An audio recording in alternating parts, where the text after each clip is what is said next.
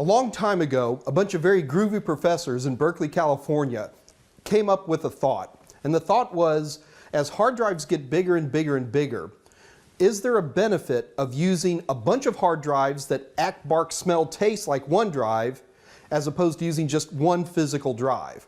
And the answer is yes. This process, which we call RAID, or Random Array of Independent Devices, is based on the premise that it's better to have a lot of littler drives that act like a big drive than one big drive. The two benefits are speed and data safety. Now, you can combine speed and data safety in a lot of different ways, and as a result of that, they create what are known as RAID levels. And they go from RAID 0, 1, 2, 3, 4, 5, 6, 1 plus 0, 0 plus 1, RAID 10, RAID 7. There's a bunch of different RAIDs. What I want to do is just cover the RAID versions that are actually on the A+ exam, which I completely agree are the most important ones. So, to appreciate RAID, let's start right at the very beginning, which is RAID 0. RAID 0 is known as striping, and in order to do RAID 0, you have to have at least 2 hard drives. So, I've got my 2 hard drives in front of me, and all these green peppers right here is a Microsoft Word document that's sitting in RAM. So what I want to do is I want to start saving this document. So what I'll do is I'll take the first piece. Now this piece can be a single cluster or it can be multiple clusters. It doesn't really matter. It's up to the RAID array to make this decision. There's going to be a controller card in here that is separating these drives from the system itself, and as a result of that, the system doesn't see 2 drives. It just sees an array. So it'll go ahead and let's save the next piece here. Now the beautiful part of what's going on here is that hard drives are way too slow to be ready every time RAM is ready to save something. So by putting 2 drives into the game, we're doubling the speed that saves are taking place. So every alternating piece of my Word document is getting saved onto the drive. RAID 0, or striping, is a good thing, and it really does speed things up dramatically. But there's a big problem.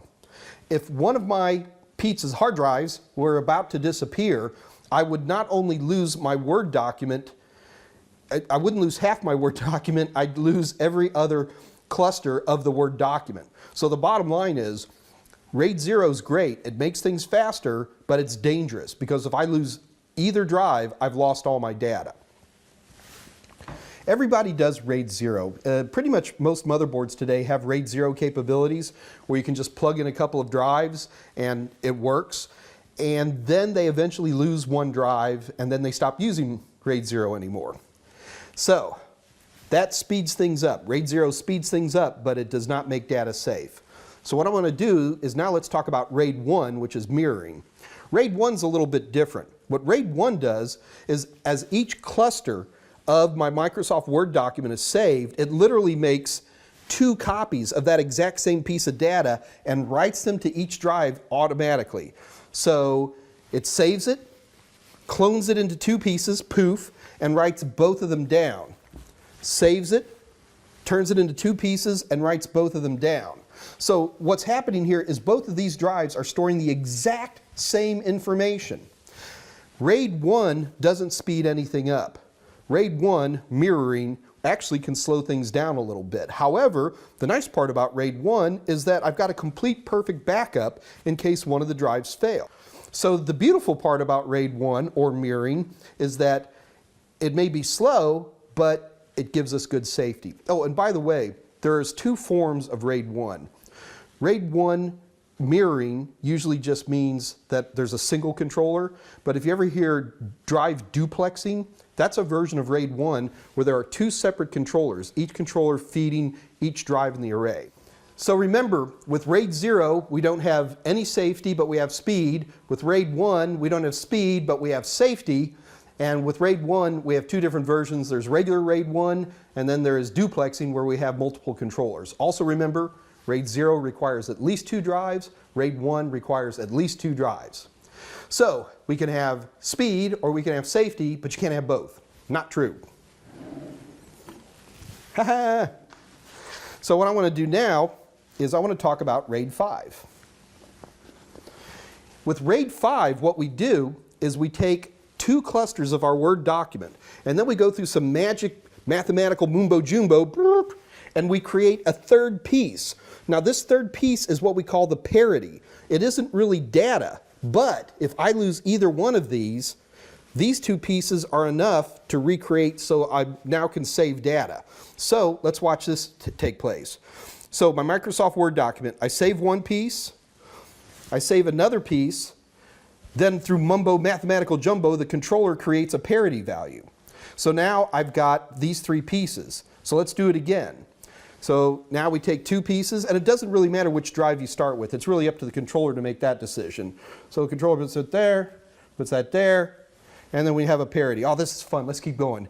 So we'll take 2 more pieces, and we'll put one down here, and we'll put one down here, and we'll put one down here, the parity piece. So the beauty of RAID 5 is that I can lose any one drive and everything will still be good, because I can literally on the fly use the other data on the other 2 drives to recreate the third drive's data.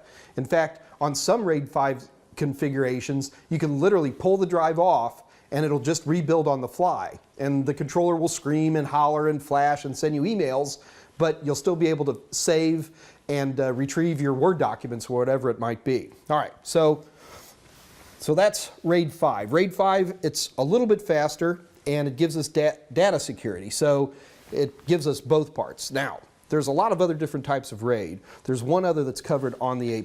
And in order for me to show you that, I need more pizza. The camera crews are going to be happy after this shoot. All right, so now what I've got is I've got 4 pizzas, because I want to show you something called RAID 1+0, or some people just call it RAID 10. RAID 10 is a stripe of mirrors. So what I'm going to do, now I have to have an even number of drives to do this. I have to have a minimum of 4 to pull off RAID 10. So to do this, what I'm going to do is I'm going to establish these 2 pizzas right here are one mirror, and these 2 pizzas right here are another mirror.